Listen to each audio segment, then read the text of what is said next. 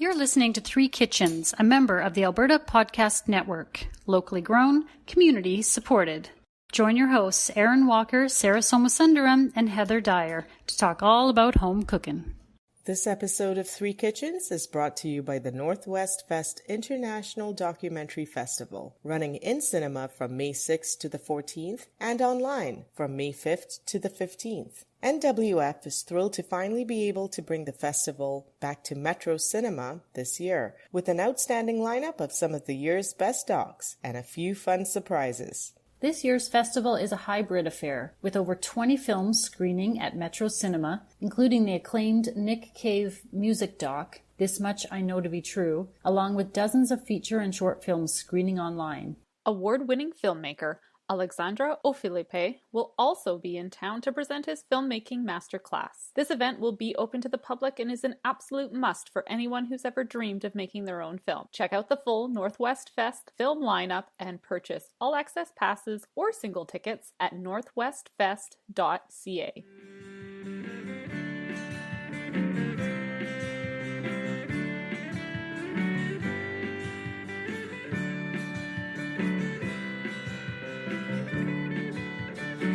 Welcome to Three Kitchens, the podcast where we tell you about all the yummy things we're eating, and hopefully you're not at the grocery store at the time or your bill is going to go through the roof because suddenly you'll be like, why am I buying all these lemons and things? Like, what am I making?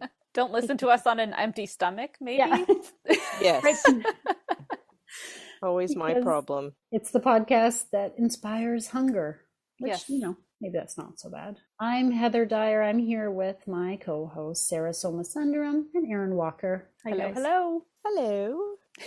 There we go.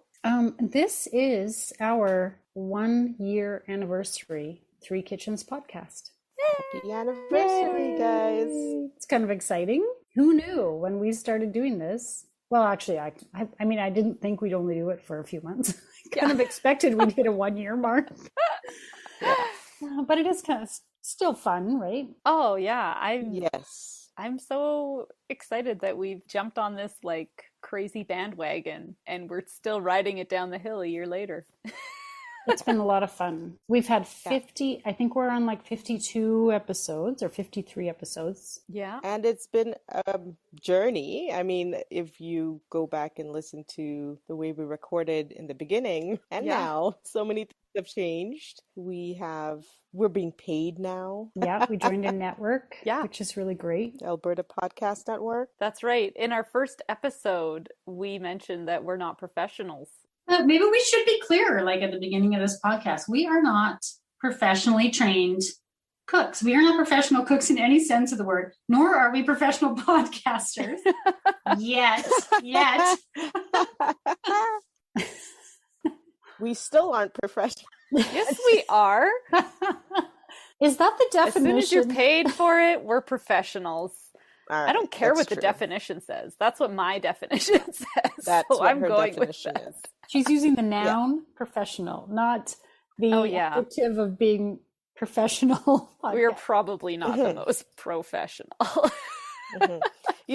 Speaking of professional and things changing over the past year, I wanted to ask you guys and the listeners to listen to a little clip from one of our episodes from season 1, Rum Challenge. Do you remember that one? Yes. Of course. And Heather promises me something by year 3 that she thinks she's going to be able to do. She still hasn't achieved it. I'd forgotten. Maybe that's why. So let's take a listen. Yes, please. I think I said your name wrong. I'm always worried I'm going to pronounce it I'm worried incorrectly. too. It is Somasundaram. Somasundaram. I will get it. Probably in like year 3 of this, I will be saying it correctly. Nobody really gets it. So you're forgiven. Thank you. So I am still mispronouncing. So you do have 2 more years because you did say year 3. Oh shit. So let's I thought I was doing well. Everything is correct, except it's not sun, it's sun. Sun. Somasundaram. Oh gosh. She was just waiting right, today to yes. hear how I was going to say it too, to see if she could pull that one out. I'm pretty sure, yep. Please don't let her learn how to pronounce my name finally, when I'm going to use that as a segue into this clip. Oh. I'll keep working on it. I promise. You said you're 3, so you have time. You've given yourself time. I'm glad I said that and not like, I'll get it by next episode. But that would have been too much. But I lived a big part of my life with the last name that nobody could ever pronounce, my maiden name. And so you'd think I would get it. Like I'd be kind of sensitive to that. Or you've just given up. Oh, that happens too. Well, clearly I didn't realize. I'm sorry, Sarah. I'm going to work harder on that. I'm not offended. I just know. thought it was funny as I was going through the episodes and I heard that clip and I'm like, oh, so I'm going to use this one. This episode for sure. Oh boy. So we thought we'd go through and do a quick look back at some of our favorite episodes, let you know some of the episodes that we feel like we had the most fun in. We've done some updates on some of the recipes that we've shared, and then we'll probably just wrap it up with some general silly ridiculousness, because some funny that's what moments we are professionals at doing. That's right. We're laughing at silly. ourselves. Yep. Mm-hmm. Having a good sense of humor at all the nonsense that has come out of this experience. So who's going to go first with their favorite episode? Erin, why don't you start us off? What was your favorite? So I think one of my favorite episodes, I have a few, and I don't think any of us can pick one. Right. I'm going to talk about two things. One, just quickly, I want to mention that I got to cook a recipe with my Oma, and she taught me how to make a strudel, and it was really fun getting to just cook with family and share recipes with my grandmother. And yeah, it's just, there's nothing more special to me than cooking with family and doing that. And I think that is just such a special episode. For the episode I do want to talk about as my favorite episode, because I think it is hilarious and so funny, is the 11th episode of season 2 called Persimmon Puddin'. That's also one of my favorites. When I went back and listened to this again, I was laughing to myself. It was so fun, that one. And just poor Shirley. If Shirley ever listened, the recipe writer, if she ever listened to it, she must think we are a bunch of fools.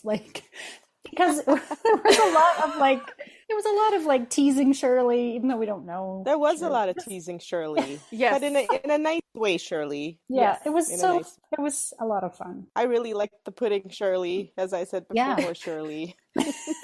we didn't really come to a good consensus on what the pudding result was. So Erin, you pulled a clip from the Persimmon Puddin' episode for us to play. Yeah. Shirley, where was your description? 3 lines does not a recipe make. Come on. Where was she from again? Halltown, Missouri. Oh, Missouri, right. Missouri. So maybe in Missouri, they all know that this is a pudding. This is what they call pudding. A pudding. Missouri pudding. Yeah, it was kind of mystery dessert. It was good mystery dessert. Oh, it was tasty. It definitely tasted good. I was just expecting something that was persimmony and pudding-like. Right. And I feel like both of those things were fail. Right. Yes. But that's just because my definition and expectation was different than Shirley's definition, clearly. We've offended everyone in... Yeah, we've offended everyone in Missouri with our Missouri... with our terrible accents. Yeah. Were we drinking when we recorded that one? Because I wonder if that was a night of drinking, because that has happened a couple high times. on sugar and persimmons. Oh man, that was such a fun one. All of the vagueness in the recipe. I mean, we've all cooked with older recipes where they don't really explain things, and this was exactly that recipe. And going through that process and having a good laugh at all that, oh my gosh, and Sarah and I both thought the pudding was going to be something complete, we all thought it was going to be pudding, not a cake. I really wanted to have something that showcased what persimmons tasted like. That's where we didn't quite come to a consensus. And this is where the recipe flopped for me, and I think we just decided to blame it all on Shirley since it was her pudding. Poor Shirley. It's not her fault. Poor Shirley. We're picking on Shirley a bit, but you know what? Sometimes you gotta Take your lumps. you have to displace the blame to somebody else. Yep, you need a scapegoat. Sometimes you need a scapegoat. So Listen, if your recipe is a bit, I don't know, like, But it was a good pudding, you guys. It was a good pudding. It just didn't really. It could have been made with any fruit. yes, it could have been made with anything. any fruit, I imagine. we had different idea in our mind of what a pudding was going to be. And then when you delivered it to us yes. and we opened it up and we were like, what is that? Yeah. And we learned a lot about the persimmon, and we learned that some questions just go unanswered. Yeah. Like, what does a persimmon taste like? sometimes you just have to let it be. That was a lot of fun and a good recipe in the end, even though we didn't solve I the think question. a good recipe in the end, absolutely. All right. My favorite episode that I did was definitely 100% date night. I think it was episode 21 in season 1. And this was not because it was a Roy Choi recipe. It was just a beautiful night. It had a great drink called a caipirinha. I got to hang out with my husband. The kids were downstairs in the basement watching shows. So it was just my husband and myself. We were having drinks. And we had a great meal with salsa verde, which happened to be from Roy Choi. But what I find also funny about this episode is how the conversation then turns a little naughty because Roy Choi was involved. And have a listen. It's Roy Choi and Sarah sitting in a food truck. What's a good word that rhymes with truck? Sarah. All right. Wow. This is where we're at today. I meant luck. So Luck. Well, that would be lucky. That'd be lucky for Roy Choi, I tell you. your husband doesn't listen to this podcast, does he, Sarah? You may not want to tell him about this episode. And it turned out to be a great date night. The food was fantastic. The drink was definitely something I'm making every summer, the caipirinha. And it was a hot night, and it was perfect for that drink and the food. Yes. And that doesn't always happen here in Calgary, that you get a nice night to sit outside like that. So it was like stars aligned. That salsa verde was so good. In fact, I was just at the grocery store and noticed they had some tomatillos again. And I was like, oh, I should pick those up and make some salsa verde. Oh, yeah.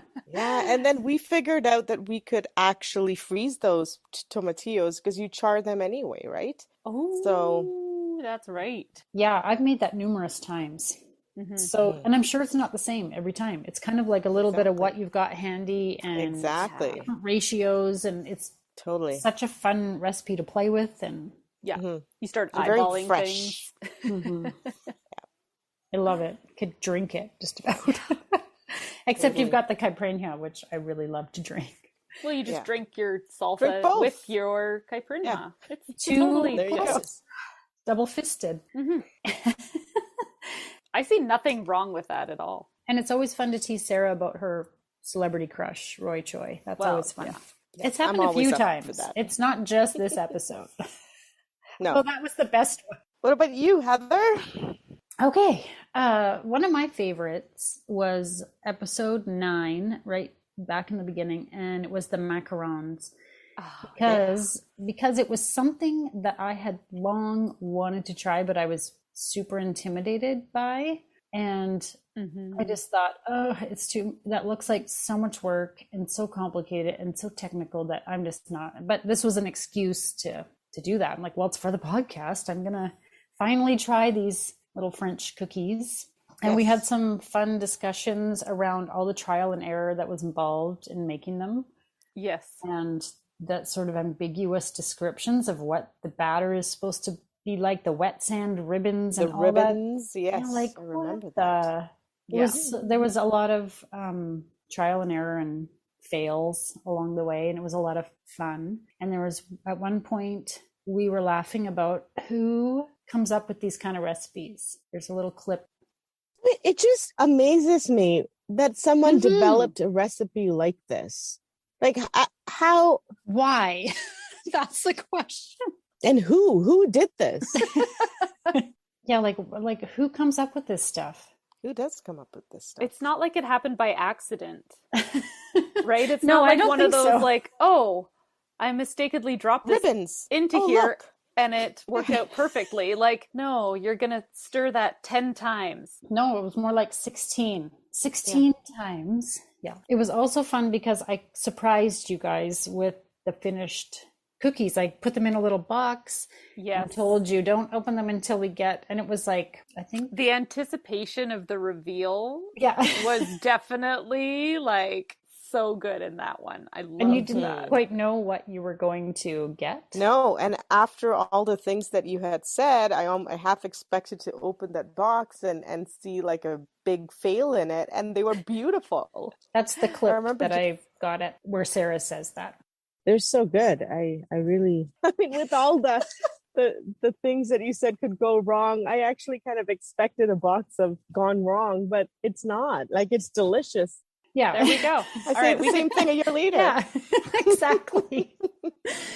Yeah. So, and I still have not made them again, even though I was feeling all at the end of it. I'm like, yeah, I could probably do this again. You know, when my kids see those at a bakery or at a store or even the Kleenex box that has the macarons on it, they always talk about yours because it was early days and I was still sharing food with my kids.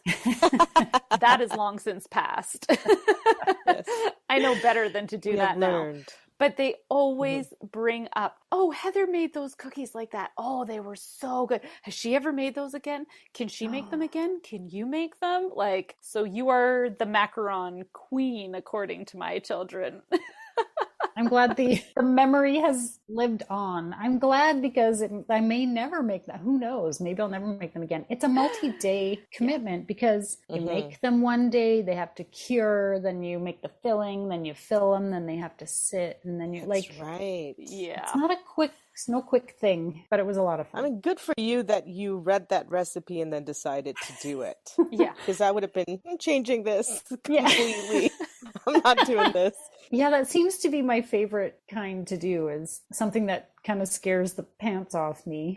And I don't know if I can actually make it happen, but I'm determined to try. Those are the ones I like the best. And then let's just say this because we have to say this. Our favorite recipe of all time that came out of Three Kitchens is, let's all say it together. Salted lemons? Salted Like, is she... And it's not the episode that was the favorite. It's the recipe. It's the product, because we have put those in so many things. Everything. So many things, yeah. Yeah. It has become a staple in our fridge, right? Yep. In our kitchen. And that is definitely an episode to visit because that is extremely simple Yeah. and yields a lot of power. So Yes. And none of us had ever even, I think, heard of it. No, and I heard a recommendation recently from a chef who said, and how if you're not using up your jar of salted lemons in time, I mean, I don't understand how you wouldn't use it in time. I have a jar that has like a quarter lemon left in there that doesn't look so hot now. I might just toss that out. But he said that you can take that salted lemon mixture after a while and just blend it up and freeze it. And then you can make little cubes of frozen salted lemons. So the salted lemon can live on and on and on in your freezer. Oh, I'm going to try that. have we ever used salted lemons for any cocktails? Why haven't we? Not yet is going to be my answer. That's what we need to do this summer. I'll Yep. leave that in your And hands. so the adventure with salted lemons continues. Oh, it definitely does. This episode is brought to you by the Alberta Podcast Network, locally grown, community supported. This podcast shout out goes to It's a Conspiracy. Andrew, Greg, and Charlie discuss the beliefs behind selected conspiracy theories, alternative accounts, legends, myths, and more. I listened to an episode a while back in which they debated the theory around the cilantro gene. You know, that one that causes a person to think cilantro tastes like soap? Well, I just want to say my co-host Erin might strongly disagree with calling that a conspiracy. The cilantro aversion is real, you guys. They also do a little segment about what they're drinking, which I appreciate, for some great Alberta brewery and distillery recommendations. So if you're a fan of weird news and wacky stories of all kinds, as I am, go listen to It's a Conspiracy. And while you're there, check out all the other shows at albertapodcastnetwork.com.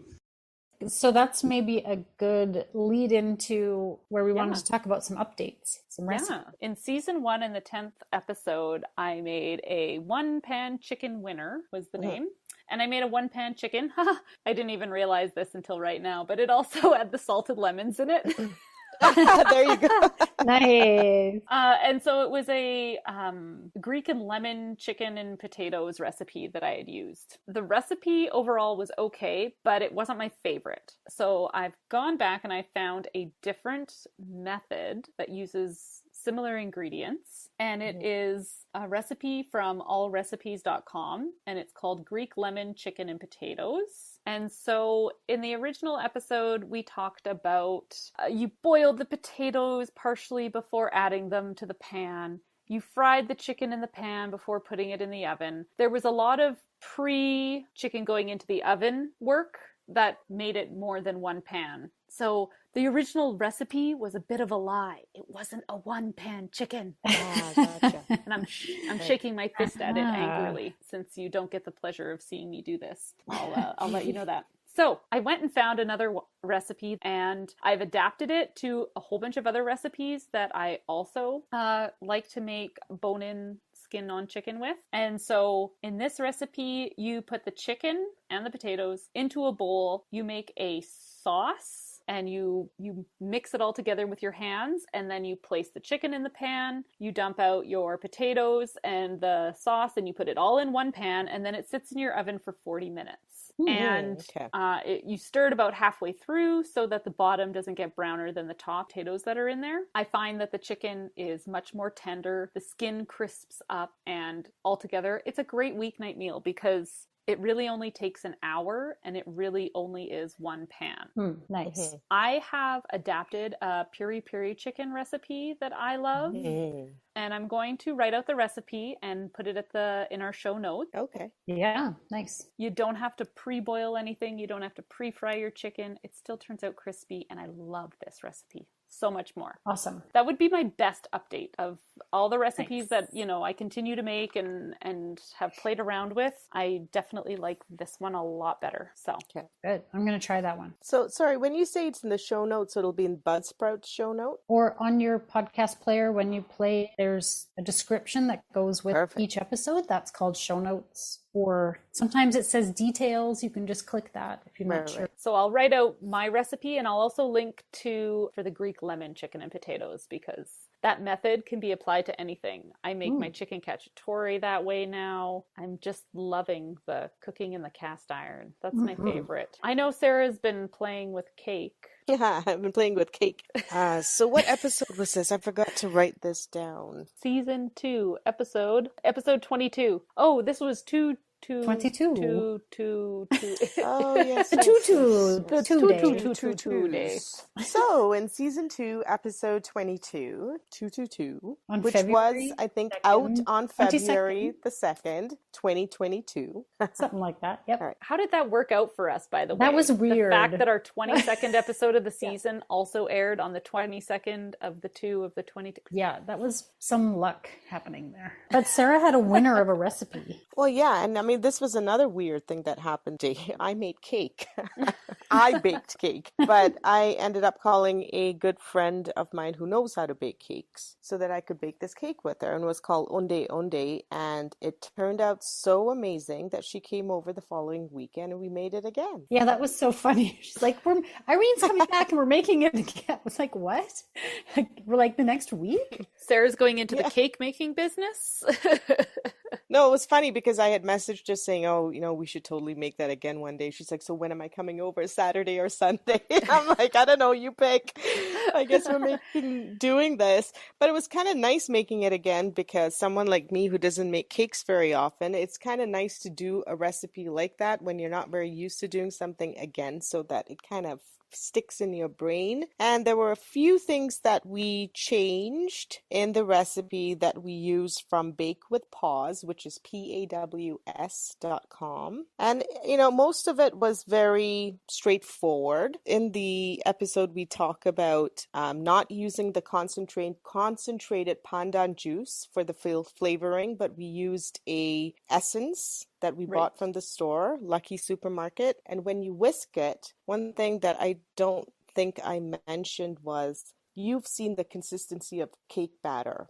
It's quite flowy. Well, this one wasn't. It was very stretchy. And just remember, don't think about adding more liquid to make it more creamy or Fluid, whatnot because you're going to put the meringue in later. And when you put the meringue in later, it actually looks like a cake batter.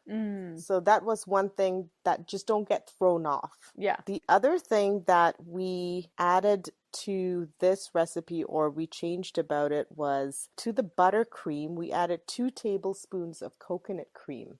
So we added the pandan essence, and we added the 2 tablespoons of coconut cream. You must do this for your cake. You must. Interesting. Because it just upped it for the flavor. And it was just so even more exotic. Right. And so those are the 2 things that I would change about this. And I think everything else was mentioned in that episode. The recipe is pretty straightforward. The only thing that I would change, of course, is using the pandan essence instead of the extract or the concentrated juice, which you can try to make. I just don't think you're going to yield as much as you think you are. Yeah. They may not be as fresh as the ones that she's using in Asia. Yes. So it might not yield as much moisture. So if you're going there and you want to give it a try, then get more of the fresh stuff or just get the essence. Are you going to grow it in your garden this year, Sarah? No, I'm not growing anything. She's not even humoring you.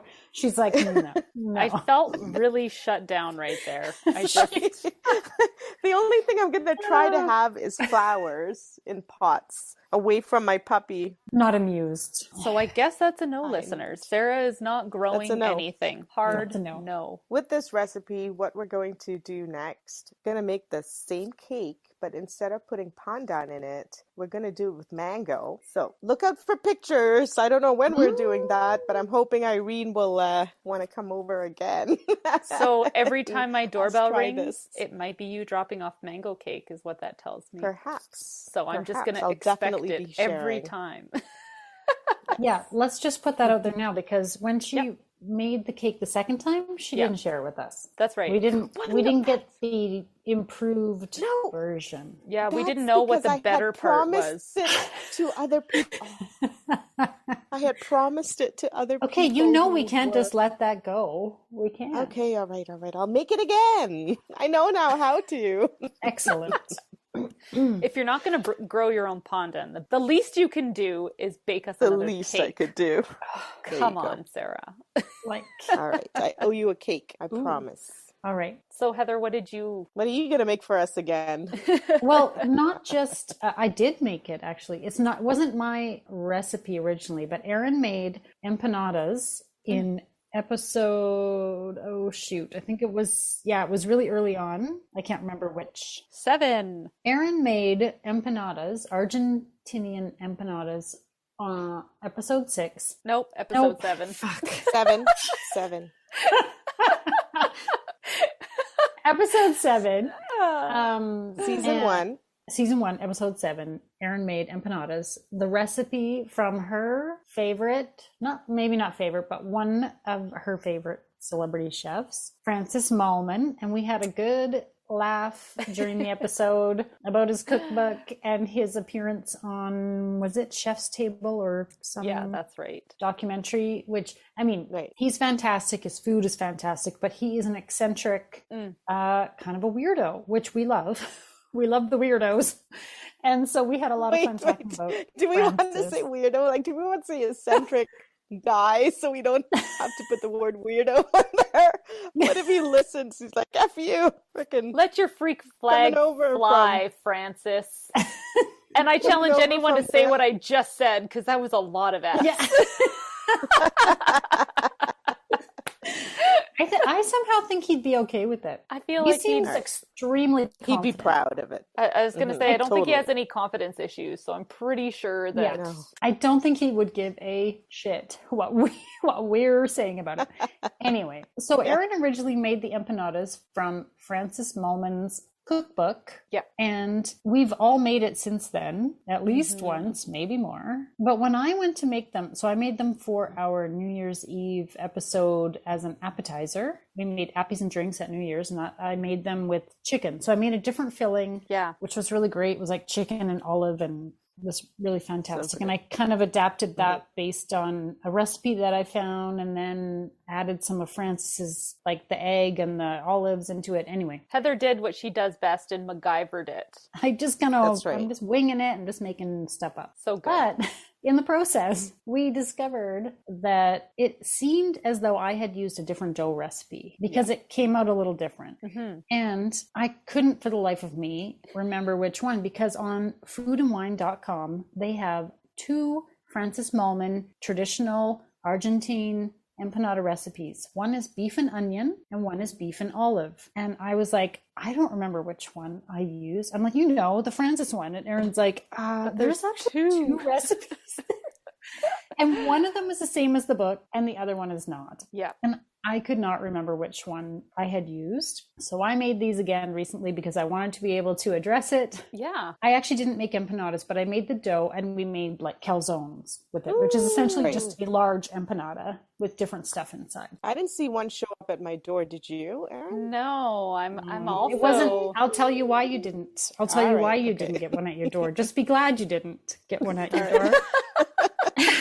You be happy. Be happy.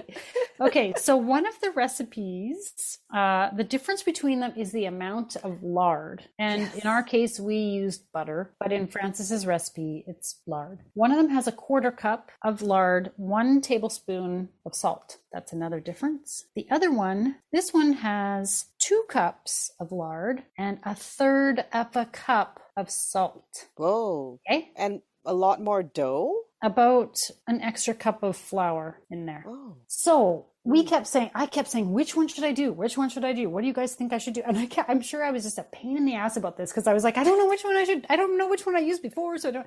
And Sarah kept saying, more butter, more butter. So she's like, it's a no-brainer. And with this kind of empanada dough, you melt your fat into water and with your salt, and you melt it all down, dissolve the salt, whatever, and you let it sit and cool. And then you put that, you may use that as your liquid with your flour and you make up your dough. And I was like, this seems like a lot of salt, but I don't know, it's a lot of butter too. So I don't know. It was the worst dough. Oh no. It was so fucking salty. I could hardly eat it. It was awful. No. And it says in the instructions that the dough will be greasy. Well, that's an understatement of the year. It is it was too much. Too much butter. It is like greasy and slimy and really hard to work with. And I knew as soon as I started trying to mix it together, I was like, this is not the recipe I used. That dough was great. This one is like awful and slippery. And I was like, who thought this was a good idea? But I thought, okay, but maybe. I guess I did. Yeah, maybe it'll still be good. So when it comes to eat, and I'm like, whoa, why is this so salty? And it makes a lot, right? So we had extras that I thought I would put in the kids' lunches. No, tossed. It was so bad. Oh, darn it. And there's nothing you can do. Disappointment. Well, I don't know about you guys, but I don't taste raw dough to see what it tastes like. So I didn't know it was salty till we baked it in the oven, and here out comes our dinner. And So your suggestion is to use the one with less butter in it. yeah.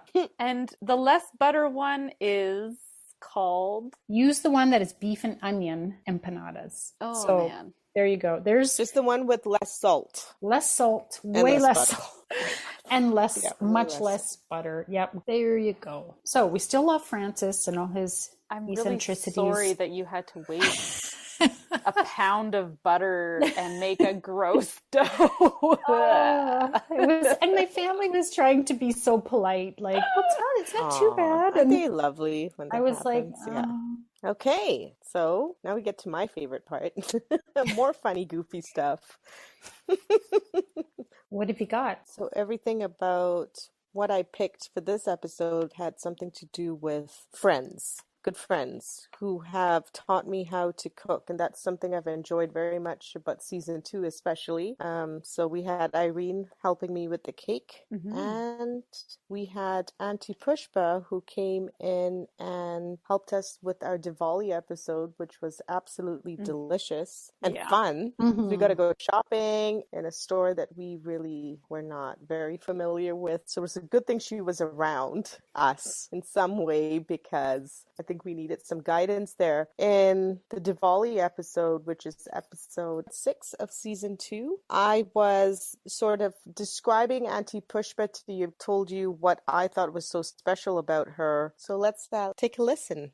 Anyway, Auntie Pushpa has culture that's kind of going away, to have someone who works and then comes back and then cooks everything from scratch. But my parents' generation, it started going away. So it's very rare to see someone like Auntie Pushpa still kind of keeping these traditions alive.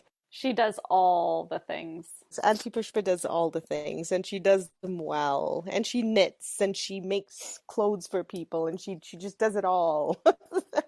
And she's a fantastic cook. So thank you, Auntie Pushpa, for that delicious guidance for that episode. That was fun to do. And that was fun. And Erin making goat curry was like, I was so blown away. I loved having the opportunity to learn from someone else. This is my last one that I picked, and I got to cook with my friend John. My friend Paul. Oh my God, I'm such an idiot. Oh my God, I'm such a dork. My friend Paul, I gave him a call. We cook over Zoom or the phone or whatever all the time. And so I said, would you do this episode with me? And he taught me how to make something called Roti John, but like with the extra special twist. I ended up editing this clip down, because this was an hour and a half talking between him and me. But at one point, he says something in this episode that he didn't mean to say, and it was such an awkward silence before both of us started laughing. Once you cook this, you just got to beat the meat in it, as bad as it sounds. Don't worry, we said this. So you beat the meat in the mixture. You don't realize how that awkward pause right after he said it, like everyone went silent and was like, ah. Did he just say beat the meat? He just said the meat. Again, thanks, John. This season 2 has been great. Paul, thanks. What is wrong with me? Thanks, Paul. Jesus. All of my fun clips are about me being a nerd.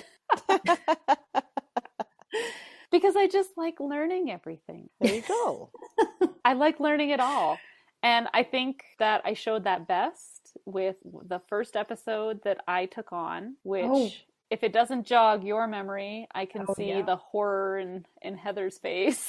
It's not horror, it's amusement, because I loved it. This is one of my favorites. Of my favorites. Okay. The fail from, not the fail, but the process of me learning how to make a mayo. And I described this extremely long process where my mayonnaise keeps breaking. I've wasted a lot of energy and effort on whisking this all by hand. And we make fun of you for not using a machine. And I get raked right over the coals from everybody else telling me that a normal person would use that machine. Yeah. And what do I come out and say at the end?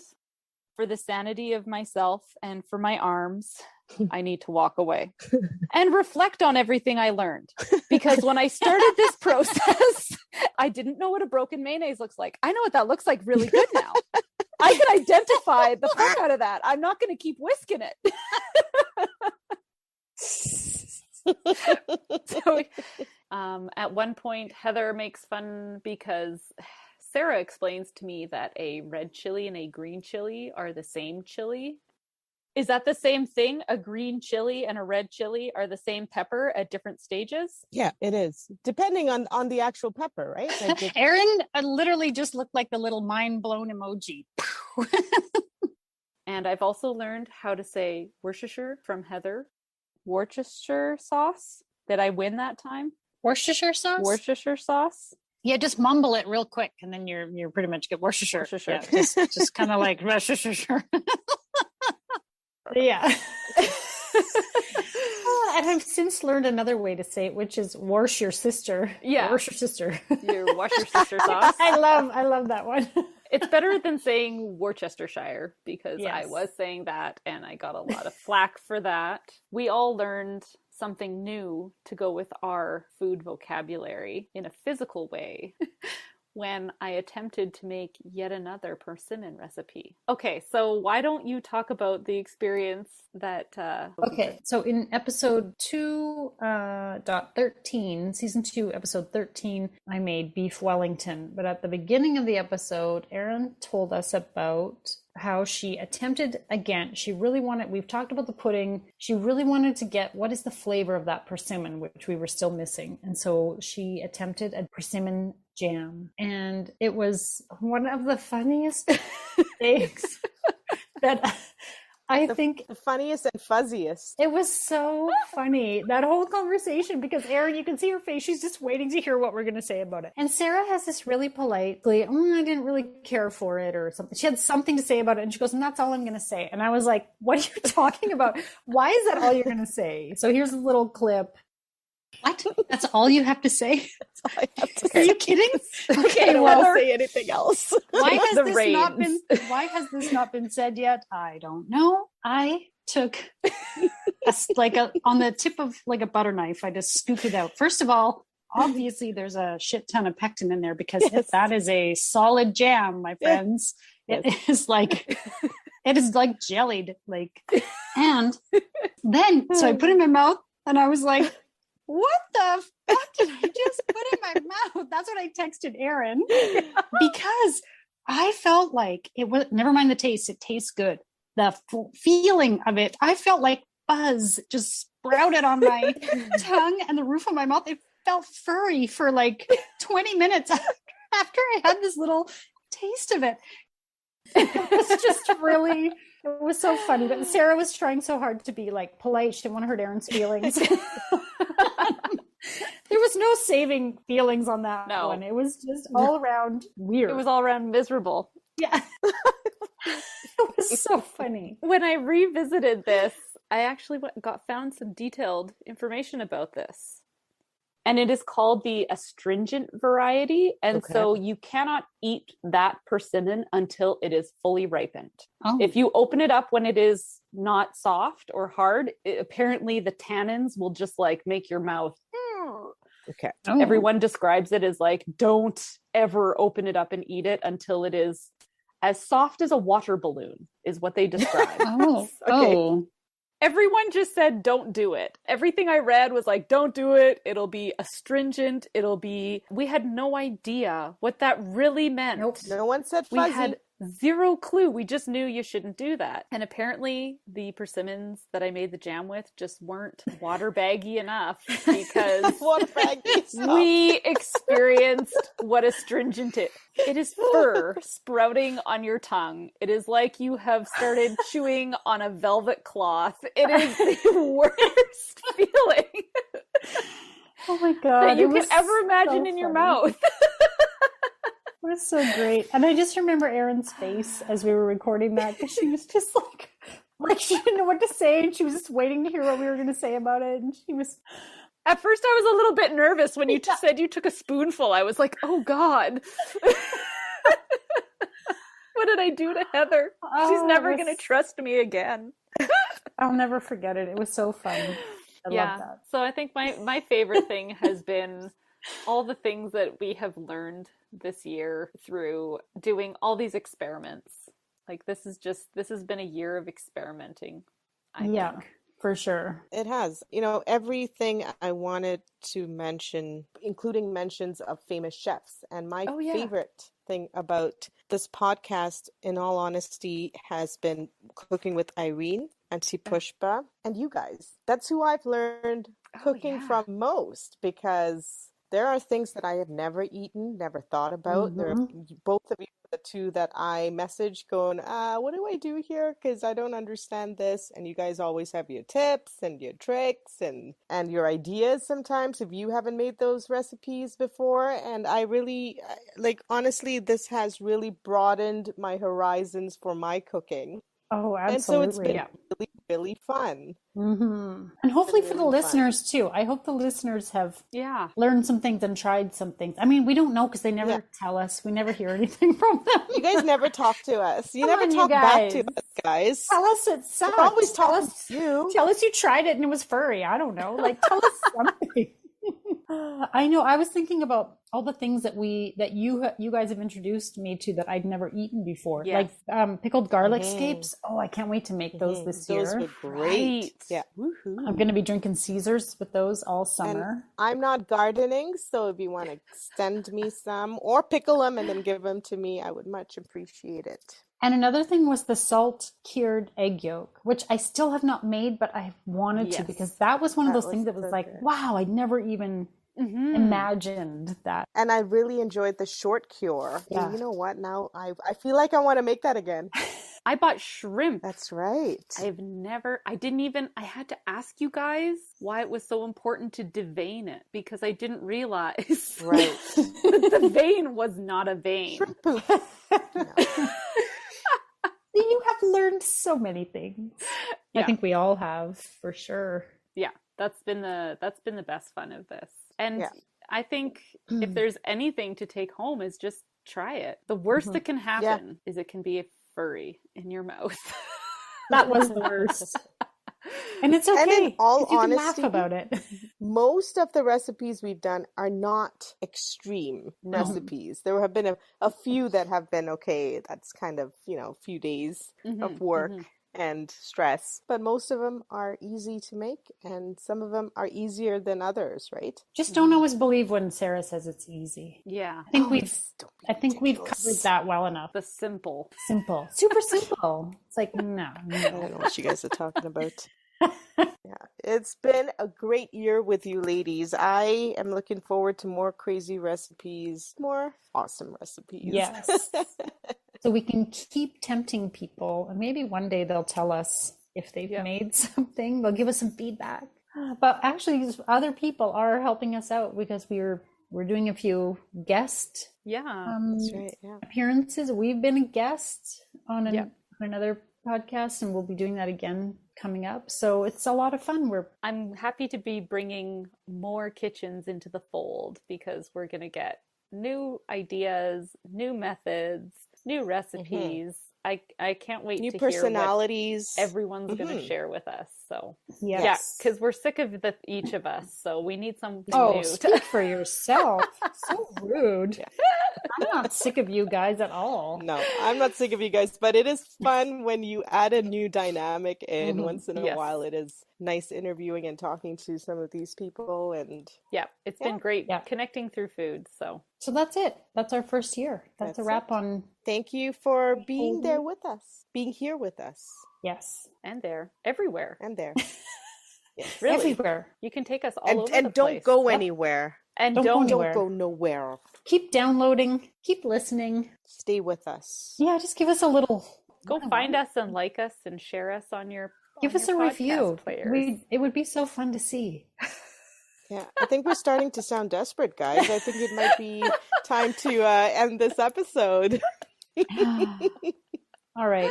Well, happy anniversary, you two. Yes, happy anniversary. Are we going to wave like we usually do? Bye. We always wave. Forgetting that nobody actually can see our wave. It's okay. We're waving at each other. That's right.